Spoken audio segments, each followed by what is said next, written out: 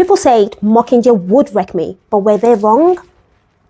I went into this book knowing it would be emotional. Everyone online warned me, brace yourself, this one's different. But I don't think I was ready for what Mockingjay actually is. Because it doesn't just wreck you with heartbreak, it wrecks you with the truth. Mockingjay isn't about rebellion in the way Catching Fire was. It's about the aftermath, the cost, the trauma that follows when symbols become soldiers and humans become tools in a war machine. Firstly, let's talk about Katniss, the girl on fire who lost herself. After Katniss destroyed the arena in Catching Fire, she was rescued by the rebels in District 13. Everyone around her sees her as a hero, a symbol, a spark. But inside, she's just tired, broken, lost. She's only 17, yet expected to become the Mockingjay, the face of a revolution she didn't even plan to lead. She is pushed into the role by adults who claim to fight for freedom, but who also use her image to manipulate the masses. I kept thinking, did anyone ever ask Katniss what she wanted apart from Prim? She went from surviving the games to enduring the quarrel to waking up in a district that dictates her every move. District 13 might not be the capital, but it's still a place of control. She's filmed, monitored, and told how to behave again. So yes, she escaped the arena, but she never truly escaped the system. And that's what makes her story so devastating. Katniss isn't just a fighter. She's a survivor who keeps being re-traumatized.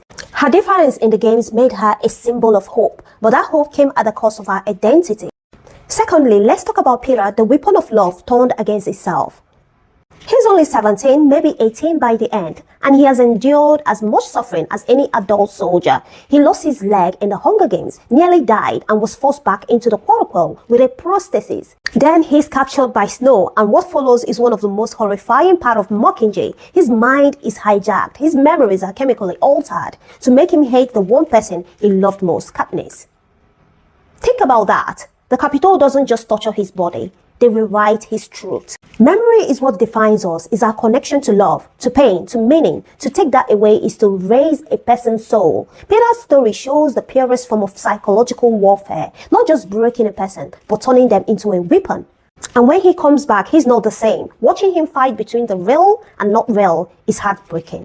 He's constantly trying to rebuild himself from the fragment of what's been done to him. The love between him and Katniss survives, but it's changed. It's quieter, sadder, built on survival instead of innocence. It's love that has been through hell and still chooses to exist.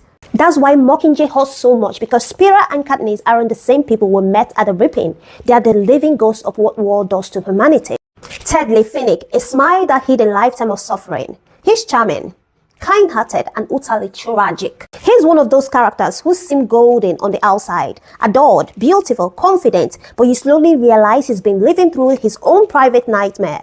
The Capitol used him, exploited him, and sold him under the guise of fame. By Mockingjay, Finnick isn't just fighting for freedom, he's fighting for his dignity, his sanity, and for Annie, the woman who truly sees him. When Annie is captured, you can feel his heart break, and when she's rescued, their reunion is so pure, it almost feels like a reward from Suzanne Collins, a moment of peace for someone who has suffered enough.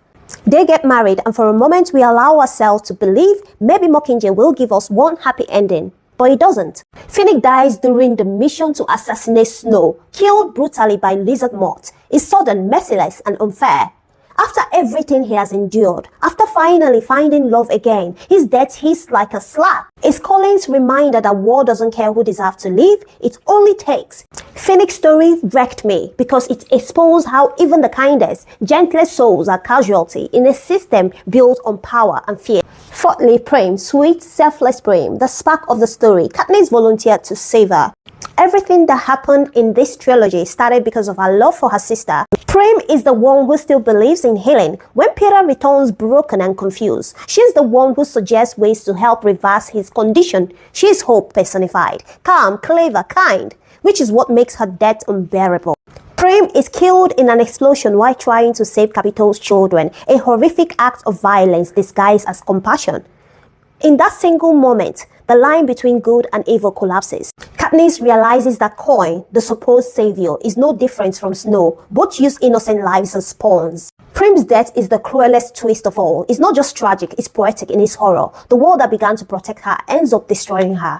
Mockingjay forces us to confront that uncomfortable truth. In war, innocence doesn't survive.